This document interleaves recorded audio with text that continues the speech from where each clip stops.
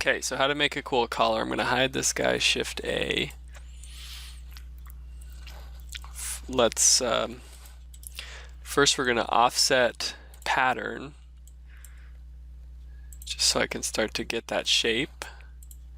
And then we're going to do that in reverse, so offset as internal line. Hit OK, and then I can cut it and sew it.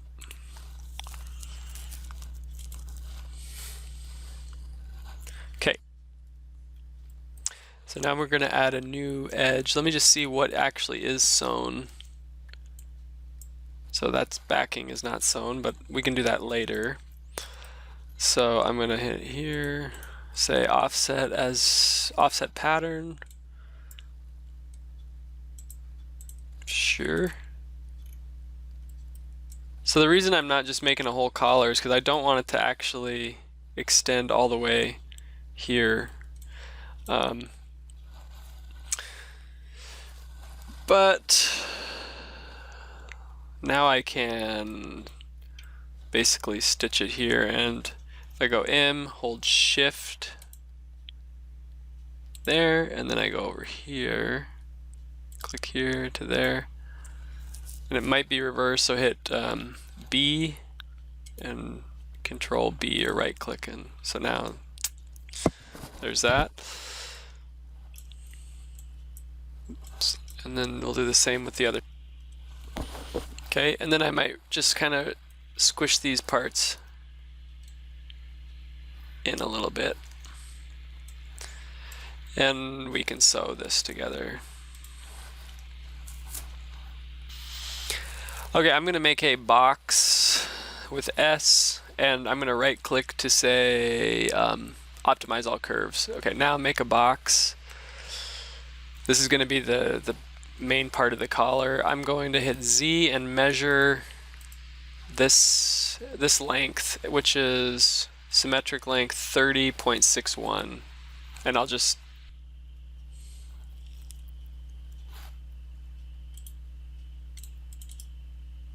splitting this uniform, and I'm going to chop it G, sew this one up holding Shift. That might be reversed, we'll see. Delete this side, and then I can make this symmetrical. So now when I edit one side, this will update. Okay, and already I can start to fold it down.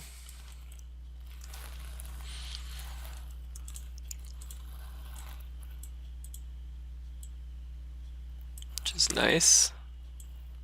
And then I can lengthen these corner pieces out a touch and sew them.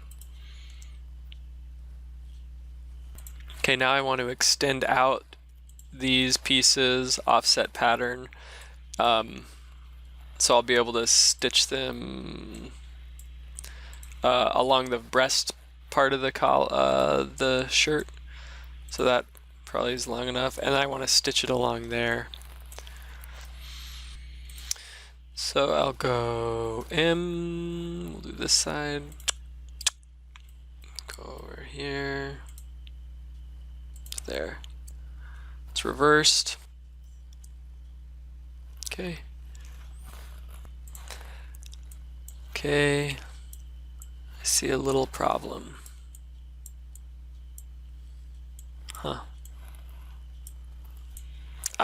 I stitched it to the wrong spot. So for this, so it doesn't, you don't have to keep reversing. You always want to sew in the same direction. So I'm going from like the inner crease out. So then I'll go, and also I'm starting down here, inner crease out. There. To get the jacket crease, this is, I wish I was better at this, but what I do is I go into the sewing with B, and I see there needs to be a, this is where I want it to fold, because that's where it's being stitched to. So I'm going to just hit X and place a little line there. I'm also going to place maybe a line here, and then I'm going to do a temporary cut with G to that line and hit enter. Now I can fold this along here. Whoop, there we go. Fold this along there.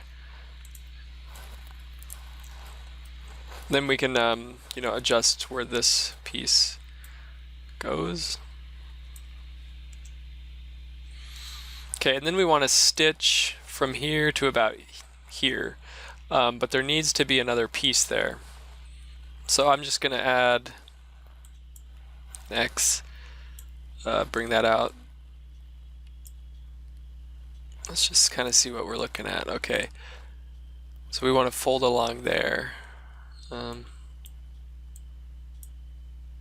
This is really, I guess, where we can create the shape. So this is already sewed. We need to sew. Gotta look at the other one. I'm gonna start where the crease is, hold shift, then start where the crease is, shift. Looking good. Okay, so that's a pretty good thing, collar-ish thing. What I also do is solidify. So I selected everything. Solidify. Strengthen will take out wrinkles and look like hard plastic. Solidify kind of holds those folds better, so it slows it down. Also in fabric, you can do whatever preset, but I think really in the so let's just say cotton canvas or something you would think would be heavy, and internal damping I turn up really high, and friction and density, and I think that kind of slows down its movement. Last thing, I should probably take these creases out because I think those might show up. I'm gonna just take them out.